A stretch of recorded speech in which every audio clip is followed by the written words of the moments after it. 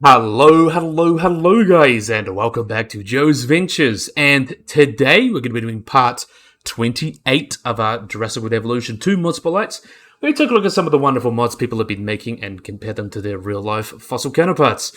And today we've got a very interesting assortment. We got mostly marine animals, and that'll be the same next tomorrow. That'll be lots of marine species, which is always cool to see. But we're going to be starting off today with a remodel by Drunk Saori. How you say that? I'm not sure that is the correct pronunciation, but we will have a look at it anyway. We have got the remake of the Pachyrhinosaurus.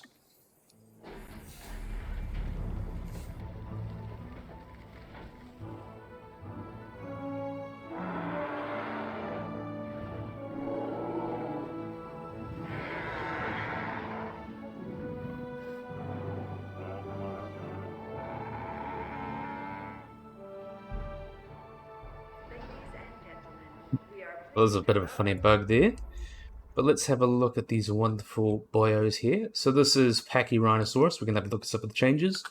See, definitely some big changes to the head. You can see that big boss that Pachyrhinosaurus had has definitely been changed up a bit. Add a lot more keratin to it because we know that dinosaurs, when there's a bony thing with lots of keratin, people often underestimate it. So it makes it look nice and big and pretty, which is really, really cool. You can see the changes to the frill there. It looks like almost like a Lansqueri, which is the species it's based on, with the horn in the middle there on the frill, and it looks really, really pretty. See some changes to the body. I think that body's been made a little bit more rounded, a little bit more of a hump. Not too many changes to the feet, though, mainly to the skull. We can see some changes to the feet, I think, but these two digits wouldn't have any nails on them, so it's like the first three, 4, 5, and then you can see that the same here. And you can see also that tail's also probably a bit longer than normal, but still looks really, really nice. It's nice to see a nice rework of this guy, because Pachyrhino deserves all the love it gets because it's such a cool animal. I do love Pachyrhinosaurus very, very much. So let's let them walk off and do their thing. Are they going to do a little social? Yeah, they did. Look how cute they are. Friendship. Alright, let them run off and do their thing. And as you sleep right there, you're very helpful. Very, very helpful. But as we let him do his thing and walk off, we're moving on to some new species, of course. We have got here, and they're going to come around. Yeah, they're going to come around. Alright, now they're gone. Okay, so we've got here, by LA Studios, we've got Lambeosaurus.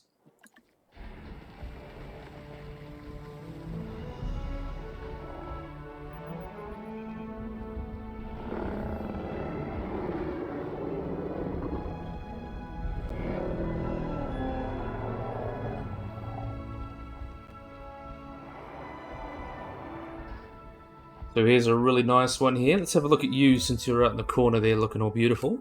We have got here Lambeosaurus. Look how beautiful this guy is. I love the black and red on him.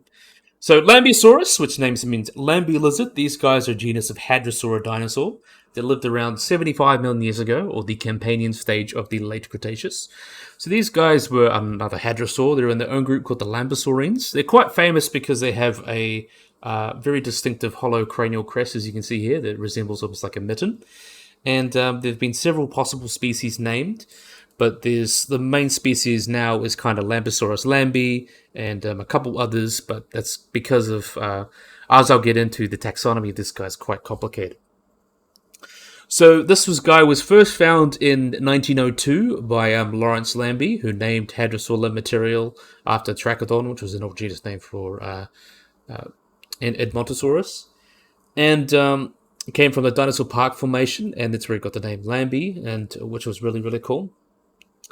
And there's been many other discoveries of even the two species models got some doubt because there's been so many remains with different crests and things, but it turns out a lot of them may actually be variation within either sex, so male or female, or even age, so younger ones wouldn't have those big developed crests, and then you have the adults which have much more larger developed crests. So Lambeosaurus lambi, which is kind of considered that adult male specimen with this big beautiful crest. Another species of Lambeosaurus, which is Lambeosaurus Cavalicus, I believe you say that, has a much smaller crest. It could be adult female. And others could be juvenile or immature females, things like that. It's really hard to tell from certain specimens, but they show evidence that all these different species that were classified, or even different genera like Pachyrhinosaurus or a Pterygonosaurus, indicate they would have been just young Lambeosaurus, which is pretty cool. Really interesting to talk about that. So they're best known as L. lambi, which is a close relative of Corythosaurus. And compared to it, it has like that much larger kind of head with a little bit sticking out there. Looks a little bit bigger and a little bit more interesting looking comparatively. Though that's completely subjective. And like other hadrosaurs, they probably were able to walk around on both their hind limbs and also their forelimbs as well. So being able to walk around on all fours or potentially raise up. And considering what we know of lots of especially Montosaurus, that these guys would have potentially had kind of a hoof-like structure. So instead of that, you'd have that hoof going on, which is also really, really cool. And the most distinctive features you can see is the crest, and is well known between the two species, which is L. lambi having the head shape, but the other species kind of have L, like Magnicretaceous. It's actually got a really large, like almost blade, like a pompadour crest, which is really, really interesting. Though it is damaged and it only has the front half, but it's kind of estimated from there. And which is really cool. These guys were also quite big animals. Large adult specimens of Lambeosaurus have been estimated to be about 7 to 8 meters, or 23 to 25 feet long, and weigh between 2.5 and 3.3 metric tons, or 2 to 3 short tons in body mass. And there have also been impressions of scales from several specimens, and it seems they have a thin skin of uniform polygonal scales, with no particular order between the neck, torso, and tail. And it's similar scalation has been found in the other species. Magnicretaceous has been found in the neck, forelimb, and the foot of a specimen, which is really cool. In terms of the classification, these guys are a group of hadrosaurs within the group Lambeosauri, or Lambeosaurni, and that includes obviously Lambeosaurus and its species like Amursaurus, which we've covered before, Velothrons, Lorotitan, Corythosaurus, animals like that are included in that group. In terms of their feeding, these guys were large herbivores, so they'd be eating plants, and they actually have evidence of a sophisticated kind of chewing motion that was actually quite analogous or similar to mammalian chewing, so they'd be able to chew a lot like a mammal. And they also had these teeth that were constantly being replaced into these dental batteries, which had hundreds of teeth. And so that would basically be like a conveyor belt of teeth, so they're constantly going through them, which is really, really interesting. In like other Lambeosaurians, such as Pachyrhinosaurus as well, and Corythosaurus, they would have these large crests, which may have been suggested to hold like scent glands, improve the sense of smell. But the most kind of most widely accepted hypothesis is that they would have used these crests for both signaling and potentially would have been for making sounds. Since especially Pachyrhinosaurus, you blow like air through their skull and they make a really distinctive sound. So that's probably why they had them, which is really cool.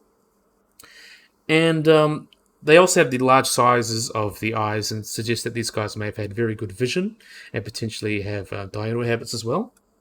Also quite strong sense of hearing, and they very similar to crocodilians in a lot of ways, so they would have been quite well developed. So being able to hear these different calls and potentially tell different individuals or even different species from these calls would have been quite interesting or quite important to them.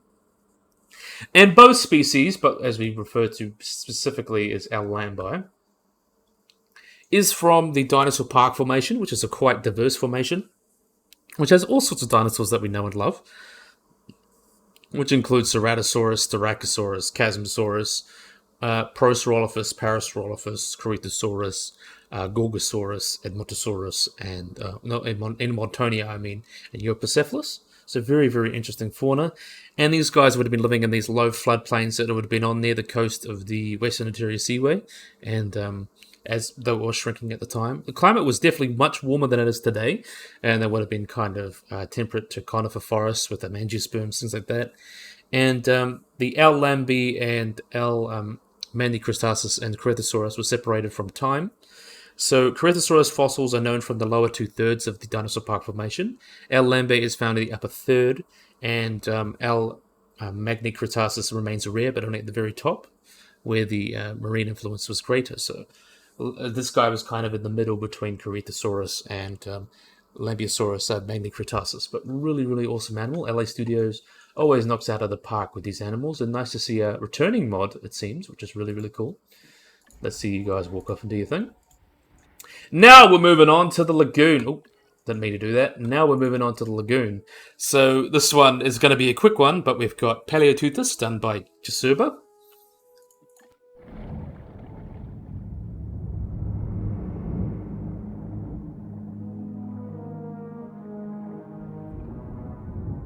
So let's see if we can get this guy in the light so we get a good look at him. What happened to the other one? It's kind of hard to tell from the other species as well, which is interesting, but let's see if we can find it. This one's probably better light. There we are. So this is not Lambeosaurus. This is Paleontoothus, or Tenoothus. So these guys were an extinct genus of tuna, actually quite closely related, I believe, to the modern genus of tunas, which includes mostly your big fin, like the yellowfin and the bluefin tuna, those kind of tunas, so the big bad ones that we like to eat. So these guys lived in the Tenethian stage of the Paleogene, so this would have been right after the age of the dinosaurs. So these guys would seem to have quite a similar ecology in that regard. So these guys would have been kind of big bad apex predators and would be eating other fish and things like that. And if probably we were back in the Paleogene, they would probably be great eating as well, which is quite fun. But yeah, a really, really awesome mod. I like that they, JWE2, even though he's making something that's basically a tuna, he decided, now let's give it some slightly different colors, and I think that looks really, really nice. So we'll let that go off and do their thing. JWE2 always makes some really fun mods. I always enjoy them. So next up, we're moving on to something big and bad. This is by Leaf and Luca. We have got the Humphead Wrasse.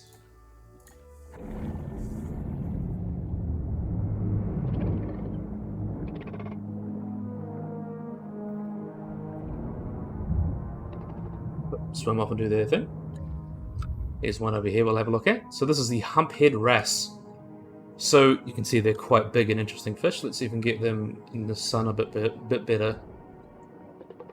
It's always nicer to get them in the sun.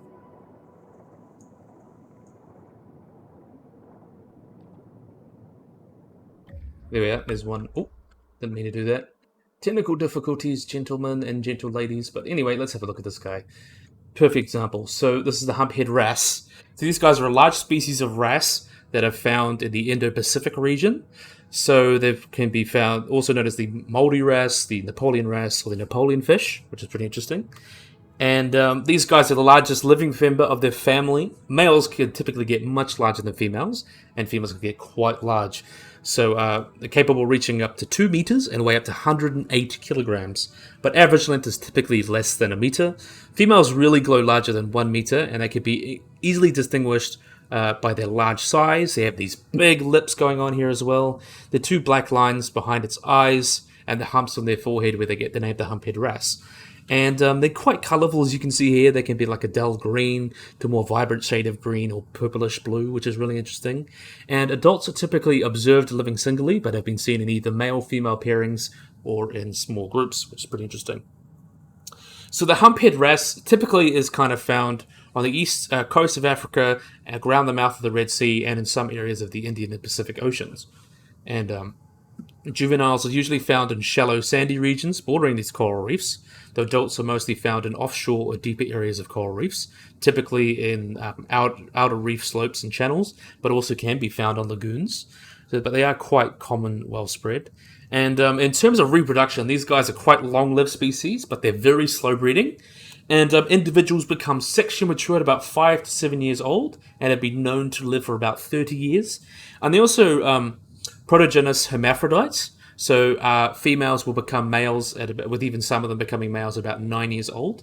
And the factors controlling the time of the sex change is not yet known, but could be potentially just the environment, things like that. The factors controlling that we don't know. But at certain times of the year, the adults will move down current the end of the reef there, and they form these groups or spawning aggregations. And they likely do not travel very far from their aggregations to breed. And the pelagic eggs and larvae, like most reef fish, they're pelagic, so they go out into the middle of the sea, and then they kind of settle near these coral reef habitats. And the eggs are quite small, so they're 0.65 millimeters in diameter and quite spherical, and they don't have any pigment. So in terms of ecology, these guys are very opportunistic predators. They prey on things such as mollusks, that include gastropods, as well as like echinoderms, crustaceans, and worms. They'll also will eat fish as well. And being half of echinoids and most things hide in the sand, these guys will actually rely on fish excavators, so like stingrays. They may actually will kind of follow them, or they will actually eject water by eject water to try and displace the sand and try and look around for prey, which is pretty interesting. And like many other species of red sea wrasses, Humphead wrasse are also known to crack sea urchins by carrying a rock and then striking them against them, which is a pretty interesting behavior. And they are sometimes seen hunting cooperatively with roving coral gropers, which is pretty interesting. And adults, as I mentioned, are typically kind of found on steep coral reefs and slopes, lagoons, and they can be found between 3 to 330 feet deep, or a meter to 100 meters deep. And they actively select branching hard corals and seagrasses as settlements. Though juveniles tend to be much more cryptic, and they tend to hang out in both dense branching corals, macroalgae, or seagrasses, while larger individuals and adults would tend to prefer living in these limited home ranges in more open habitats since they're bigger and badder and don't need to defend themselves so much. In terms of conservation, though, they are listed as an endangered species, sadly, for a lot of reasons. That includes intensive hunting for the food trade, live food fish trade as well, also destructive fishing techniques such as bombs and cyanide, habitat loss since reef, both climate change, things like that. Local consumption, which is kind of ties into the first one. Market for juveniles for the marine aquarium trade, and since these guys get so huge, most people probably shouldn't have them in a home aquarium, unless you have a gigantic tank. Lack of management or coordinated attempts to try and protect them. We don't know much about the species as well, and illegal and unregulated fishing, which is a big thing. And unsustainable, particularly in places like Borneo, there's been big declines in their population. And being an umbrella species as well, the many other species live with it, and they have much smaller races. So protecting the habitat for these wrasse would actually be a benefit to most species in general. So have that big approach and protect a lot of species. They have been fished historically in northern Australia, but they are protected in Queensland and Western Australia. They're not really protected in China, but there are permits to kind of sail them. Permits to sell them, and they basically have banned fishing for most species, especially in New Guinea. But a lot of these activities may actually be illegal, and we don't really know how much is going on because it's illegal activity. It's not really recorded. But hopefully, since they have such a big range, and there's places like Australia protecting them, and other places, especially like Taiwan is protected species as well. It can be up to $1.5 million and up to 5 years in jail for killing a humphead wrasse. So there are lots of good protection in place. We just don't know the illegal trade and how much this is affecting the species. But really, really awesome animal. How can you not love a humphead wrasse? Really, really beautiful. Let them swim off and do their thing. Next up, we've got the Indo-Pacific sailfin, also done by Leaf and Luca.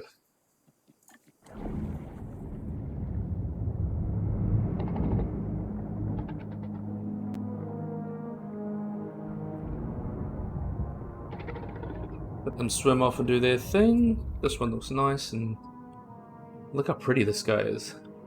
Absolutely incredible. So, this is the Indo-Pacific sailfin. These guys are marine fish, type of billfish. They are pelagic and oceanic, they're like open water, and they can be found at depths between 0 to 200 meters, usually about 30 meters. And they're subtropical and can be found basically across those subtropical areas of the world. That can be found down to Tasmania and New Zealand and up to like Japan and British Columbia, places like that. They are the Indo-Pacific, so they can be found around those areas. They're found in the West Pacific, Eastern Pacific, and they enter the Mediterranean Sea versus through the Suez Canal, which is cool. They're also very highly migratory.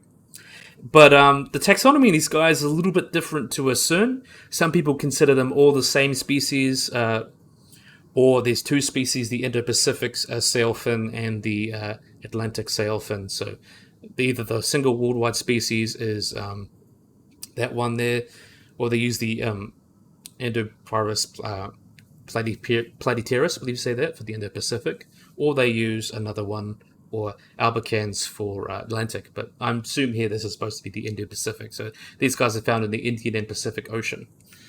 These guys also get quite big. At maturity, they get up to about 150 centimeters, but maximum length is about 348 centimeters, so about 3.5 meters long. But common length is typically a little under 3 meters, about 270 centimeters. And the maximum published weight for these guys is about 100 kilograms, so quite a big fish. And they live for about 13 years or so quite long lived. You can see these species is quite distinguished by this long high sail, where they get the name the sailfin, and also this long bill that they got here, hence in the group the billfish, very much like a marlin. And they use that to hit prey and things like that.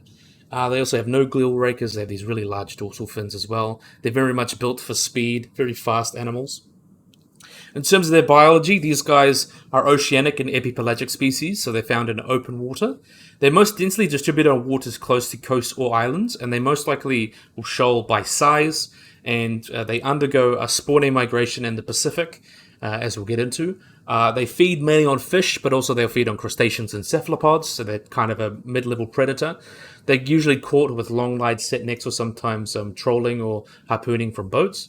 They usually, when you catch them, usually use fresh, smoking, or frozen. That's how they eat them. And they also use for sushi and can either be boiled or baked or things like that. Really, really interesting. In terms of their mating behavior, though, they seem to spawn throughout the year in tropical waters. And in subtropical waters, they tend to peak in their local summer seasons. Just depends where they are. Spawning occurs with males and females swimming in pairs, or with 2 or 3 males chasing a single female, which is probably mating behavior. The ovarian eggs are about 0.85 millimeters in diameter, and they have a single little oil goblet, which helps them float along the ocean. And they have no structures on that, and the egg sheds of captured female have been estimated about 1.3 millimeters in diameter. But yeah, these guys are also considered least concern, so they're quite a common species, and they're commercial game fish, and as much as they are considered least concern, fishing and climate change is going to be big issues for these guys as time goes on, because eating too many of these guys is bad for the habitats that they live in, because they need... these guys regulate populations of a lot of other fish species. But yeah, really, really awesome animal. Leif and Luca really did a great job porting this in. And he looks rather beautiful. I love the shape. They've got that very marlin look, and I like that big sail, very much like a Spinosaurus. It's a really, really beautiful animal, and I think the model translates super well into Jurassic World Evolution 2. So really, really wonderful. So let them swim off and do their thing. And second to last, but certainly not least, we've got the return of a big animal. This guy was done by Leif and Megarex Gaming. We have got Shonisaurus.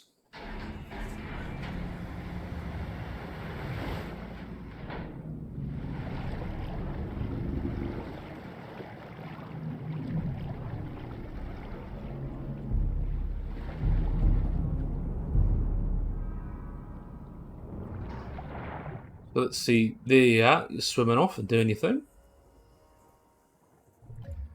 Look how beautiful you are. Such a beautiful animal.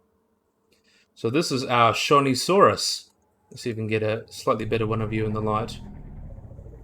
There we are, that's better. Oh, that's not what I wanted to do. There we are. This is our Shonisaurus. So Shonisaurus is a very large genus of ichthyosaur, and has been found in Nevada, USA, and up to 37 incomplete fossils have been found. So, Shonisaurus lived during the late Jurassic period, or the Carnian stage of the late Jurassic, and the species Shonisaurus popularis measured about 13 to 15 meters, or 44 to 49 feet, and of about 16 to 29 metric tons in body mass, which is basically the size, at least the length of a humpbacked whale, but about half the size in terms of weight. Another species was named Shonisaurus Shonisaurus, I believe say that, but it was once the largest marine reptile known of all time, which was measured 21 meters or 69 feet and weighed 81 metric tons. However, it shows that Cernensis was actually a species of Shasasaurus rather than Shonisaurus, which is pretty interesting, and they seem to be closely related. There's some analyses show that they clade within the same kind of group, bit of taxonomy, things like that.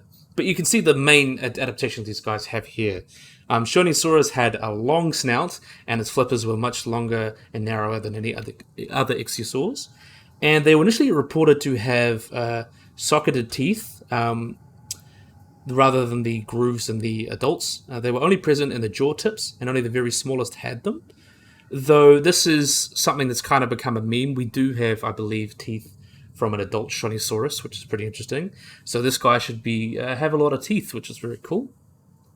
And all these features suggest that Shonisaurus may have been a relatively specialized offshoot of the main ichthyosaur evolution line, though more recent research indicates that these guys had teeth throughout all their ontogenetic stages. So to make this more accurate to how Shonisaurus would have been in life, he needs a big mouth of teeth. Though that doesn't really impact their diet. They could very much still be suction feeding like sperm whales. They still have teeth and they rely on suction feeding and eat soft prey. It doesn't really change what we believe they would have been eating.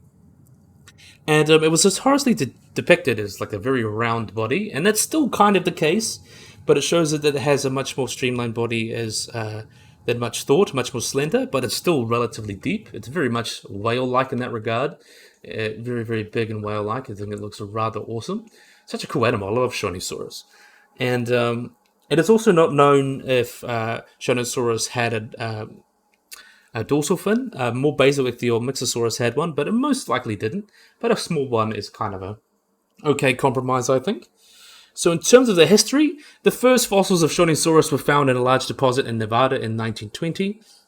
And then 30 years later, they were kind of extracted. And they were shown to be kind of 37 very large ichthyosaurs. And they were named Shonisaurus, which means lizard from the Sonshu Mountains, after the formation it was found in. It also was adopted by the state fossil in 1984, but in Nevada, which is pretty cool. And in terms of taphonomy, the bone beds show that these guys died at varying times and were preserved in the seafloor as an arrangement of bones. And it's just that this area may have been relatively low in oxygen because there was no evidence of fossil invertebrates on the bones and things like that, which is pretty interesting. And it would have been very, very interesting about their ecology, especially if they have all these teeth. Potentially be an apex predator or something feeding more like a sperm whale.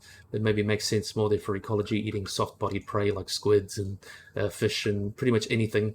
Because sperm whales will still eat sharks, but they mainly feed on squids and things. But a really, really awesome animal. How can you not love Shonisaurus? Really has come out beautifully. Really, really awesome. So let these guys swim off and do their thing. Really, really nice. So next, last but not least, we're moving on to our last animal here. So this replaces Ceratosaurus, but it's not Ceratosaurus. We have got Torvosaurus by Jagged Fang Designs, everyone's favorite.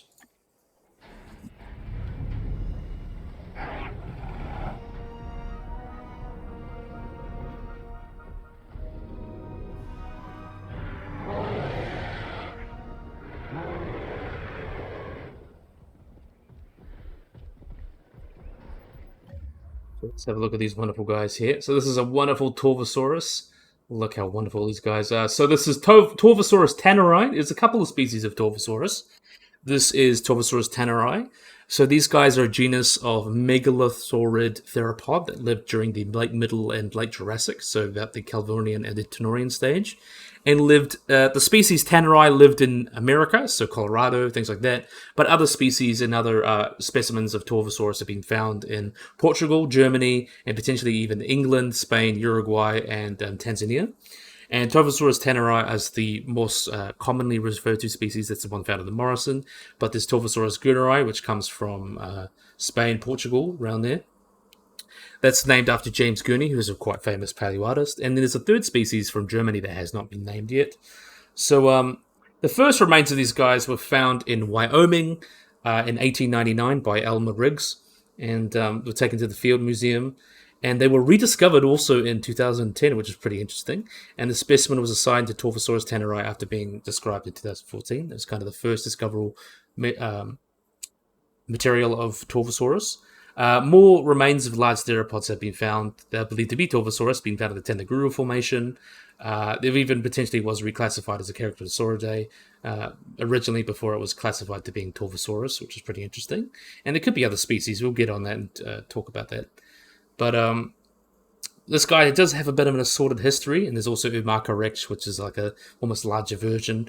We'll have to get into that. It's quite a complicated history. We won't get to talk about that. But these guys, quite a large, robust predator. Probably the largest predator that's not in the game yet, other than Tarbosaurus. Still a really cool animal. Torvosaurus, I think, deserves to be in Jurassic World Evolution 2.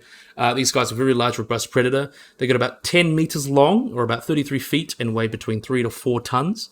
And for the Portuguese species Tigernari, which is actually one of the largest land carnivores in the Cretaceous. There have been claims of even larger sizes for Titanari, up to 12 meters and 4 tons, based on Edmarca rex and Brontoraptor. Though, however, these claims are most likely erroneous, so we don't really have much evidence to base that on. And the discovered remains from Titanari have reached size about 9 meters or 30 feet long and about 2 tons. Though, furthermore, both Umaka rex, we don't really know if Umaka rex and Brontoraptor are Torvosaurus tanneri. Very possible, but we just haven't really looked into it yet. But considering that T. gurnii is also quite big, it's not unlikely, and it's just paleontology being paleontology. We haven't had a good look in it yet. But one of the distinguishing features is that Titanneri is that there's a number of teeth in size. The upper jaw of Titanneri has more than 11 teeth, and T. gurnii has less. Though, however, later examination showed that these belong to the same individual holotype, believed that there were 2 species, could be distinguished based on the morphology, things like that. No. But Torvosaurus, you can see here, has got a quite narrow snout. Remember, megalosaurs were kind of the ancestors of spinosaurs. So that's really interesting. They've got that long snout, almost like a T-Rex before the T-Rex. They've got a long snout, a bit more bulky than things such as like Allosaurus, which it lived with, and Ceratosaurus. These guys got quite a bulky skull in comparison. I can just say they look rather pretty. Let's have a look here. Little beautiful animal. So as their systematics and relatives, these guys are a megalosaur. They're the family Megalosaurine, so they're related to Megalosaurus and Jurevenator. And before the split of Afrovenators, that includes Afronator and things like that. And in terms of their paleobiology, we know quite a bit about these guys as well. Information shows that these guys, we have embryos over time, things like that, the different developmental pathways, things like that. And we have evidence of dinosaur reproductive behavior and care. So in 2013, there was a clutch of eggs that was attributed to Torvosaurus. And it shows that theropod dinosaurs were ovoviviparous. Oh, no, not ovoviviparous, oviparous. It's just that. They were oviparous, which means they laid eggs, and hence the embryonic development kind of happened outside the dinosaurs.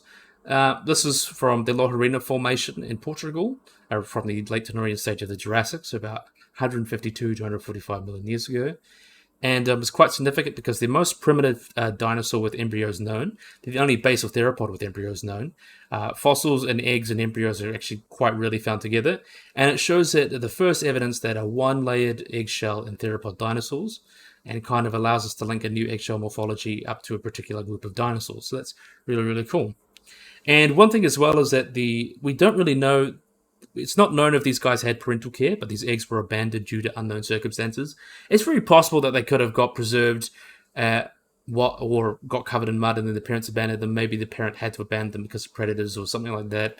Whatever reason, the parent may not have been there, but it does not rule out parental care. It's very possible that these guys could have taken good care of their babies. Even crocodiles today take great care of their babies. And we really don't know too much about that. Also, all documented Torvosaurus from the Morrison Formation are likely similar-sized adult individuals. And the lack of immature individuals may be explained by quite a few things, which none of which are mutually exclusive. And for one thing, the Morrison Formation does have a preference for preserving much larger animals. Immature individuals may have lived in different areas than adults. They may have been prey for larger dinosaurs as well. And they may have experienced a type B1 population survivorship, that is found in other dinosaurs, where mortality increases after sexual maturity and achieved, leading to abundance of mature individuals in the fossil record, which is quite interesting. And the final possibility is that immature Torvosaurus remains could have been misidentified by having different proportions, things like that. So we don't really have too many young Torvosaurus from the Morrison, but that's not because there weren't any. We just don't really know what to look for, and possibly the rocks didn't preserve them. So in terms of where it appears as the type specimen, it was found in the Dry Mercer Quarry in the Bushy Basin in the Morrison in Colorado. And the specimen was collected in 1972 by James A. Jensen and Kenneth Stadman from the sandstone from the Jurassic, so about 153 to 148 million years ago. And Tannerai was the species that lived in America. So Tannerai would have been living in the Morrison Formation, but so many dinosaurs you guys all know and love from that formation. Apatosaurus, Brachiosaurus, Diplodocus, Camarasaurus, Camptosaurus, Dryosaurus, Allosaurus, Stoxosaurus, Ceratosaurus, Gargoylosaurus, and Stegosaurus are just some wonderful examples. And this place would have been kind of a deserty place, but they also would have had lots of horsetails, cycads, ginkgos, conifers, lots of lizards, all sorts of crocodiles, many species of pterosaurs, and even some small mammals, which is really, really interesting. We do have a great idea of kind of what lived in the Morrison Formation. And yeah, really, really awesome. These guys would have also lived with animals such as Allosaurus and Ceratosaurus, and potentially even Saurophaganax in the United States. And it seems like these guys would have been have different ecological niches. So there's things like Torvosaurus and Stratosaurus may have been active around waterways, as some hypotheses, or they would have potentially been like Allosaurids and Megalosaurids would have different ecological patterns. So Allosaurids would probably be more common in inland areas, while Megalosaurids would be more common or more dominant in coastal or marine areas, which is pretty cool. And on the other hand, though, it may be just the kind of bone beds that just didn't really like that habitat. Though Torvosaurus actually preferred sharing habitats with other predators, normally Allosaurus, in much lower abundance. They just simply weren't as common. And yeah, really, really interesting. There's also been bite marks from Allosaurus and Myropalta remains found across the Upper Jurassic things, but unlike the others, they left striations and the tooth to body size extrapolation is greater than any Allosaurus or Ceratosaurus, and that really only leaves two extrapolations. So these were either a really large Allosaurus or a separately large animal like Saurophaganax or Torvosaurus, which are both not known from the quarry. So we really don't know too much about how or why they kind of did their own different things. But most animals today, if you look at modern ecosystems, you have lots of, like, especially Africa, you have your lions, leopards, tigers, not lions, leopards, hyenas, things like that in Africa. And it's very likely that these guys were all doing their own thing and potentially having some squabbles, but they were all living in their own kind of niches, doing their own thing. There was plenty of prey there. A lot of people think, oh, there's too many animals in an environment. But like if you look at modern environments, there's so many but large animals, especially in Africa. Africa is probably the best modern example. But even just 20,000 years ago, there was so many large animals in most environments. You had mammoths and woolly rhinos and ground sloths and things like that. So people, I think, kind of just have a weird, messed up view of ecology. There is room for many large predators in these ecosystems. But yeah, Torvosaurus is just such a cool animal. It's almost like a big, almost like a T-Rex before T-Rex. It's got a much more bulkier look to it. I'm definitely a big fan. And I really hope to see more about the kind of ecology of these guys, since there's been some talk about how these guys kind of divided up carcasses. So Ceratosaurus would kind of be like cutting and things like that, the deep organs, and Torvosaurus would have been being able to eat up bones and stuff, being kind of the bone crusher of the ecosystem, which is really, really cool. But yeah, I think this would be a great place to end the video. We'll watch these guys do their thing. I believe the skin is Corvorus or something like that, or Chorus. There's a couple skins that you can download. Either there's the Primaris and Coloris, if you say that. I put the Coloris one because I kind of think the basic color makes it a little nicer, and I kind of like that face pattern. But yeah, either one you can choose and download. You just got to download it off the page, which I'll of course put on there. But yeah, we'll let these guys walk off and do their thing. But yeah, I think this is a great place to end the video. So I really, really, really hope you guys enjoyed this video. Hope you guys like and subscribe. Always remember to hit the little bell icon to get notified about anything. So yeah, hope you guys enjoyed this video. Hope you guys like and subscribe, and bye-bye.